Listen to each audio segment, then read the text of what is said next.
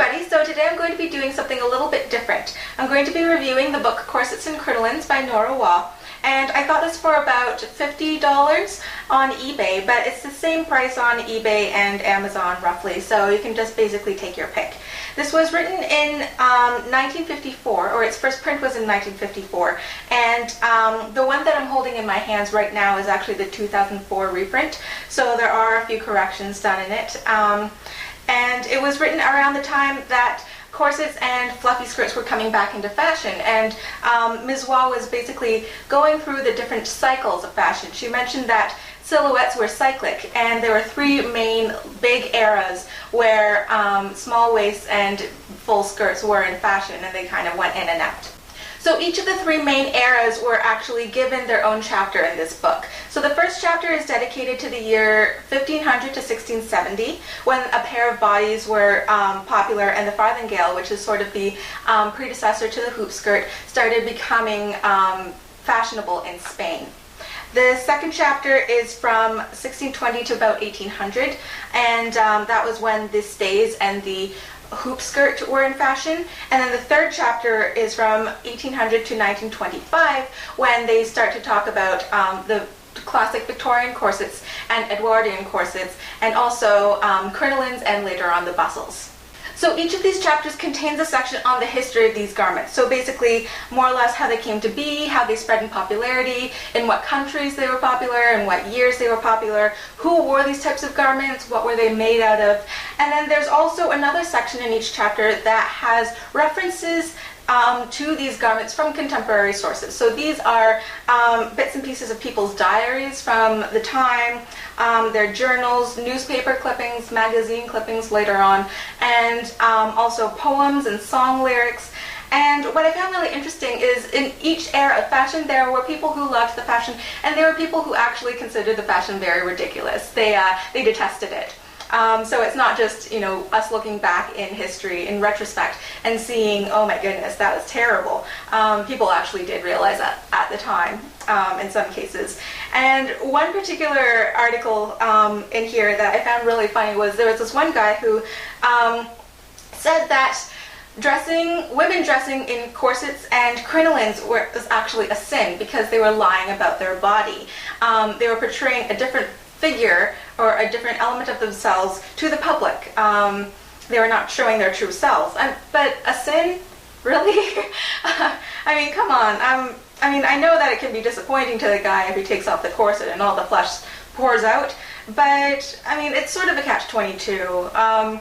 Women of the day were considered loose and very improper if they didn't wear the corsets or the crinolines. So either you lie about your body or you are considered a slut.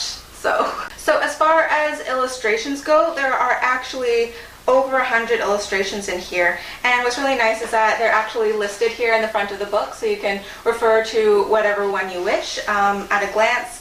And they have like paintings here from as far back as the mid-1500s all the way up to photographs in the 20th century. There are portraits of ladies painted, caricatures, also fashion and costume sketches. There are also a ton of patterns in here. In every section they have patterns of the stays and the corsets and the hoop skirts, and I can't show you a close-up of them because that's against the copyright, but I counted 25 patterns in here that you can use. So that is actually fantastic. If you were just to buy this book specifically for the patterns and not read any other part of it, that comes down to $2 a pattern, which is actually a fantastic price. One thing that I do have to say about these patterns though is that a lot of them are familiar to me. I feel that I have seen them before in Google Patents for free online. So I don't know, it's kind of like time versus money. Do you want to go searching online for these specific patterns, or is it just easier for you to buy the book and just scale it up? Another really nice thing about the patterns here is that they do have a little legend at the bottom that shows you like 5 millimeters represents an inch in real life, so you know exactly how much to scale it up. I believe in older versions of this book they did not have those little legends, but they've since added it, so that's very convenient. So in addition to all of that, they also have 4 appendices at the back. So the first and second are instructions on how to construct a corset and a hoop skirt and crinoline, etc. So each one of these patterns are not given to you with instructions step by step. You have to find the pattern you want in the book and then go to the back of the book to find the general instructions. So you do need to be an intermediate sewer to be able to use these patterns, but the fact that they even put the construction of the corsets and the crinolines in here is actually really nice. And some of those instructions come from historical sources. Sorry, I just sneezed. I will edit that out afterwards. The third appendix talks about the supports, so basically the bones in the corsets and the hoop skirts. So they basically touch on everything except for the whalebone in that appendix. They talk about the geese quills, so the feather boning, and they'll also talk about cane and steels in the later crinolines, and later on they will touch on a little bit of plastic boning, although not very much because it's not exactly the best thing for corsets made today. The last appendix is entirely dedicated to whalebone. So they touch on exactly what is whalebone. So they go through how it's made from the teeth of the baleen whale. If you don't really know what that is, go watch Finding Nemo at the part where Marlin and Dory kind of get swallowed by that whale, and then he filters it out through his like really thin comb-like teeth.